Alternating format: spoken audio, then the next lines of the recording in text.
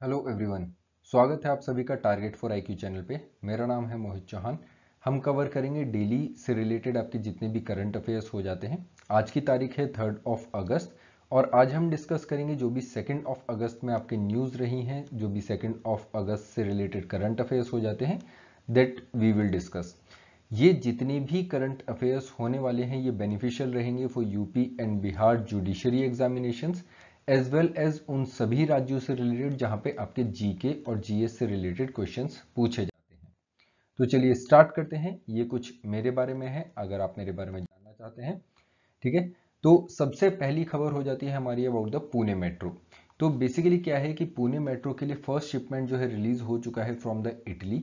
तो ये जो पहला शिपमेंट है this has been developed in Titagarh wagon limited. Titagarh wagon limited कहाँ पे है? बेसिकली ये एक इंडियन कंपनी है। अब आपके दिमाग में आएगा एकदम से कि ये जब इंडियन कंपनी है तो इटली से इसका जो प्रोडक्शन क्यों आ रहा है। तो बेसिकली क्या आता है, टीटागढ़ वैगन्स के बारे में हम जानेंगे। और ये एक कंपनी है, इंडियन कंपनी है which has acquired the Italian company, ठीक है, उसके बारे में भी हम देखेंगे। तो वहीं उसी प्लांट से ये बेसिकली प्रोडक्शन होके आ रहा है। टोटल 34 ट्रेन ये डेवलप होनी है बाय टीटागढ़ वैगन्स और हर एक ट्रेन में टोटल 3 कोचेज होंगे जो डेवलप होंगे। और ये जो शिपमेंट है इंडिया में आना है टिल सितंबर 2021। सितंबर 2021 में ये शिपमेंट यहाँ पे आ जाना है। अब टीटागढ़ वैगन्स की जब हम बात करें तो इसकी लोकेशन भी जान लेते हैं। टीटागढ़ वैगन लिमिटेड आपकी लोकेटेड है in the Kolkata. Kolkata in West Bengal, West Bengal में यहाँ पे लोकेटेड हो जाती है। अब इसने रिसेंटली दैट इज इन 2015 इन्होंने एक्वायर किया था 90% स्टेक। मतलब इन्होंने जो आपकी कंपनी हो जाती है that is Italian rail equipment, इनका 90% तक हिस्सा इन्होंने यहाँ पे एक्वायर कर लिया था जिसका नाम था फर्मा ट्रांसपोर्टी। तो ये इसका नाम हो जाता है। अब यही जो इनकी टेक्नोलॉजी ट्रांसफर हुआ था, जो भी इन्होंने यहाँ पे अपनी साइंस और टेक्नोलॉजी को ट्रांसफर किया था to the Titagarh wagons limited, तो उन्होंने इस अपनी तकनीक से इस चीज को यहाँ पे डेवलप किया है। ये पूरी ही ट्रेन आपकी एल्यूमिनियम से प्रोड्यूस होने वाली है, that is the most important thing. चलिए हम अपनी आगे की न्यूज पे चलते हैं। That is United Arab Emirates जो है इन्होंने लॉन्च की है पहली कोविड 19 वैक्सीन। मतलब इनके देश की पहली कोविड 19 वैक्सीन हो जाती है जो होगी children for the childrens of age group of 3 to 17। मतलब 3 से 17 साल तक के जो बच्चे हो जाते हैं उनके लिए यहाँ पे डेवलप करी गई है। अब देखिए ये जो वैक्सीन है ना, ये है तो एक चाइनीज वैक्सीन, आपको नाम से ही पता पड़ रहा होगा सीनो। सीनो मीन्स चाइना। जो भी आपका सीनो वर्ड आता है ये मोस्टली चाइना से रिलेटेड होता है। तो चाइना की जो सीनो फार्मा के द्वारा डेवलप कोविड 19 वैक्सीन हो जाती है, इसको यहाँ पे बेसिकली यूएई ने अप्रूवल दे दिया है। और ये अब अपने देश में जो 3 से लेकर 17 साल तक के बच्चे हैं उनको ये वैक्सीन एडमिनिस्टर करेंगे, मतलब लगाएंगे। अब यूएई की बात करें तो यूएई उन देशों में है जहां पे सबसे ज्यादा बड़े लेवल पे या फिर ये कह सकते हैं highest rate of immunisation programme चल रहा है, ठीक है। ये एक जॉइंट वेंचर है between Sinopharm and Abu Dhabi में एक बेस्ड कंपनी है जिसका नाम है ग्रुप 42। इन दोनों के बीच में एक ये जॉइंट वेंचर हो जाता है जो ये दोनों मिलकर डेवलप कर रहे हैं, that is in UAE itself. UAE में इस चीज को ये यहाँ पे बनाएंगे। अब वैक्सीनेशन ऑफ यूए की हम यहाँ पे बात कर रहे थे तो 78% इनकी पॉपुलेशन जो है वो कम से कम एक डोज ले चुकी है और 70% पॉपुलेशन को दोनों ही डोजेस मिल चुकी है, मतलब दे आर फुल्ली वैक्सीनेटेड। तो आप समझ सकते हैं कि इन यहाँ पे वैक्सीनेशन का लेवल क्या है। ये जो आपकी सीनो फार्मा की वैक्सीन है इसका टेक्निकल नेम क्या है? इसका टेक्निकल नेम है BBIBP CORV, ठीक है। तो ये इसका टेक्निकल नेम हो जाता है। अब इस वैक्सीन से आपकी सुरक्षा कितनी मिलती है? सुरक्षा मिलती है आपको 78%। और दोनों ही आपके जो जब डोजेज एडमिनिस्टर हो जाती है तो ऑफकोर्स ही बात है 100% आपके जो है यहाँ पे एफिकेसी हो जाती है। बट जो सीरियस केसेस होते हैं उसमें ये वैक्सीन 100% इफेक्टिवनेस यहाँ पे दिखा देती है। ये जो आपकी वैक्सीन है दैट इज BBIBP CORV, इसको आप कोवैक्स प्रोग्राम में भी यहाँ पे यूज किया जा रहा है। अब कोवैक्स प्रोग्राम जो है ये एक वर्ल्ड बैंक का प्रोग्राम है जो यूनिसेफ के द्वारा यहाँ पे बेसिकली क्या है कि इम्प्लीमेंट किया जा रहा है। तो ये यूनिसेफ और वर्ल्ड बैंक का प्रोग्राम हो जाता है कोवैक्स, जिसमें ये काफी सारी कंट्रीज को वैक्सीन मुहैया करवाएंगे। ये चीज यहाँ पे हो जाती है। ठीक है, अब बात कर रहे हैं यूएई की, तो इसकी लोकेशन जानना भी बहुत ज़्यादा इंपॉर्टेंट हो जाता है। ये आप देख रहे हैं इधर वेस्ट एशिया, ठीक है, ये वेस्ट एशिया का पूरा पार्ट हो जाता है। और यहीं पे जब आप अरेबियन सी से, ये यहाँ पे आ जाता है आपका इंडिया का पोर्शन, ठीक है। इंडिया में जैसे ही आप पश्चिम की ओर बढ़ेंगे, मतलब वेस्ट की तरफ बढ़ेंगे, तो यहाँ पे आता है अरेबियन सी। और अरेबियन सी से जब जैसे ही आप अरेबियन पेनिनसुला की तरफ बढ़ेंगे, पेनिनसुला आप यहाँ पे देख सकते हैं, this is the peninsula. Peninsula क्या होता है, जो एरिया आपका 3 साइड से पानी से घिरा हो। तो जैसे ही आप इस पेनिनसुला की तरफ बढ़ेंगे तो यहाँ पे आता है गल्फ ऑफ ओमान, ठीक है। और गल्फ ऑफ ओमान से जैसे ही आप क्रॉस करेंगे, that is strait of Hormuz, तो यहाँ पे आ जाता है आपका यूनाइटेड अरब एमिरेट्स। इसकी बाउंड्री आप यहाँ पे देख सकते हैं, यूनाइटेड अरब एमिरेट्स की बाउंड्री यहाँ पे हो जाती है with the Oman and Saudi Arabia. इन दो कंट्रीज से आपकी बाउंड्री मिलती है यूनाइटेड अरब एमिरेट्स की। तो ये चीज आप यहाँ पे देख सकते हैं। एंड ये जो ओशन यहाँ पे आपको दिख रहा है, this is the Persian gulf, ठीक है। तो ये यहाँ पे हो जाती है पर्शियन गल्फ। अब नेक्स्ट न्यूज आई थी, ये सभी को पता है, बहुत ही गौरवान्वित करने वाली न्यूज ये यहाँ पे हो जाती है। Indian women's hockey team has created history by qualifying for Olympics games semifinal, ठीक है। पहली बार ऐसा हिस्ट्री में हुआ है कि इंडियन वुमेन्स टीम ने यहाँ पे क्वालिफाई किया है फॉर द सेमीफाइनल। अब देखिए, ये दोहरी खुशी यहाँ पे हो जाएगी जब आप देखेंगे कि Indian women's team as well as Indian men's team दोनों ही क्वालिफाई कर जाते हैं सेमीफाइनल के लिए। अब आपको यहाँ पे याद करने की क्या जरूरत है, सबसे पहली बात, सेमीफाइनल किसके साथ हुआ था। तो यहाँ पे आप देख सकते हैं कि ऑस्ट्रेलियन टीम के साथ यहाँ पे सेमीफाइनल हुआ था, ठीक है। फिर इसमें जो गोल किया गया था वो किया गया था गुरजीत कौर के द्वारा, ठीक है। इसमें इंडियन टीम को इस बार लीड कौन कर रही है, या फिर ये कह सकते हैं इंडियन टीम की कैप्टन कौन है। तो यहाँ पे आप देख पाएंगे Rani Rampal is the captain. ये आपका मैच कब हुआ था, या फिर नेक्स्ट मैच कब होगा, नेक्स्ट मैच होगा सेमीफाइनल का विद द अर्जेंटीना। आप ये ध्यान रखेंगे कि इंडिया का जो सेमीफाइनल मैच है वो किसके साथ होगा, दैट इज विद अर्जेंटीना। और कब होगा, अगस्त 4 में। अब इससे पहले अगर हम बात करें, इससे पहले जो इंडियन टीम है वो बेसिकली टॉप 4 में आई थी, टॉप 6 में भी नहीं आई थी। 1980 में जब हमने पहली बार डेब्यू किया था तभी हमारा सबसे बेस्ट परफॉर्मेंस रहा था। उसके बाद से आज तक हम इससे बेटर परफॉर्मेंस नहीं दे पाए, ठीक है। ये 11th एडिशन हो जाता है आपके हॉकी, जो टीम हो जाती है उसका हॉकी जो गेम प्ले हो जाता है उसका यहाँ पे 11th एडिशन हो जाता है in the summer Olympics of 2020। ये चीज आप यहाँ पे ध्यान रख सकते हैं। अब जब बात कर ही रहे हैं कि ये मैच कहाँ पे है और कौन से मैच की हम बात करें, तो ये मैच आपको देखने को मिलेंगे कि ये मैच हो रहे हैं एट ओई हॉकी स्टेडियम। ओई हॉकी स्टेडियम कहाँ पे है, that is in Tokyo Japan. Japan, ये आप देख सकते हैं, ये पूरा जापान का नक्शा यहाँ पे हो जाता है। जापान में टोटल 4 मेन आइलैंड हो जाते हैं। सबसे पहला है होकाइडो, दूसरा है होन्शु, तीसरा है शिकोकू, चौथा है क्यूशु। और जो ये आपकी कैपिटल हो जाती है of Japan, that is Tokyo, वो आती है आपके होन्शु आइलैंड पे। होन्शु जापान का सबसे बड़ा आइलैंड है और इसी आइलैंड पे आ जाती है आपके Tokyo, that is the capital of Japan, ठीक है। और यहीं पे आ जाता है आपका दैट इज ओई हॉकी स्टेडियम। ओई हॉकी स्टेडियम का लोकेशन भी यहीं पे आ जाती है, ये आप यहाँ पे देख सकते हैं ओई हॉकी स्टेडियम को।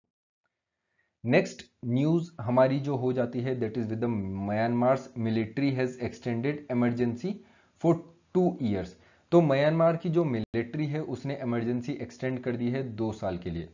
अब ऐसा नहीं है इन्होंने इमरजेंसी ही एक्सटेंड करी है, बेसिकली इन्होंने ये बोला है कि 2 साल के बाद यहाँ पे वोट होंगे। अब इन्होंने ऐसा प्रॉमिस तो किया है, हमें नहीं पता कितना फुलफिल हो सकता है, बट इन्होंने प्रॉमिस किया है कि भाई 2 साल तक जो है हम यहाँ पे राज करने वाले हैं और 2 साल के बाद ही आपको यहाँ पे जो है इलेक्शन देखने को मिलेंगे।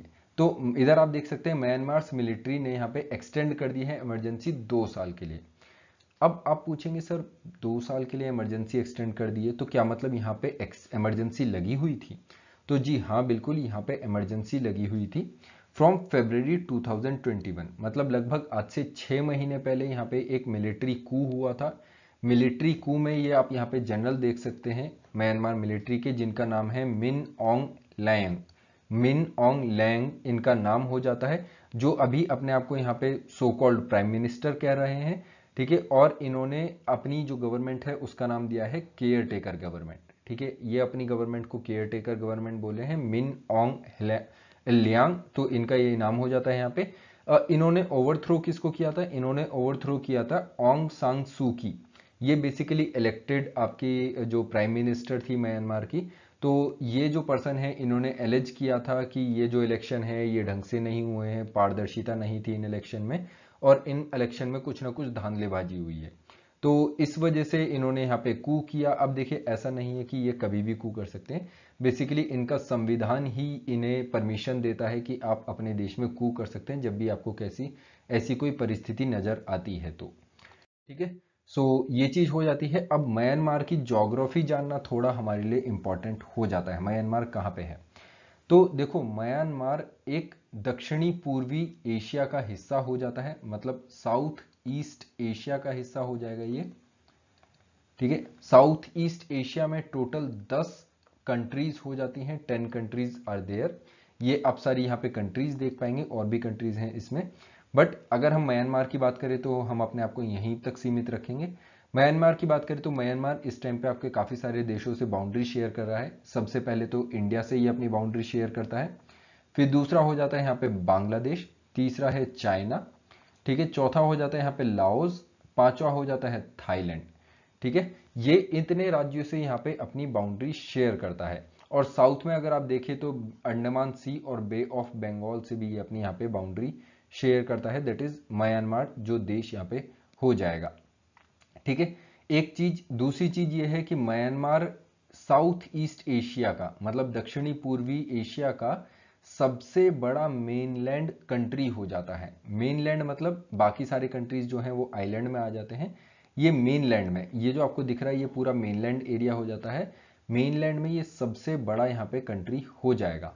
अब इंडिया से रिलेटेड हमें क्या याद रखने की जरूरत है कि इंडिया के कौन कौन से राज्य हैं जो म्यांमार के साथ अपना बॉर्डर शेयर करते हैं।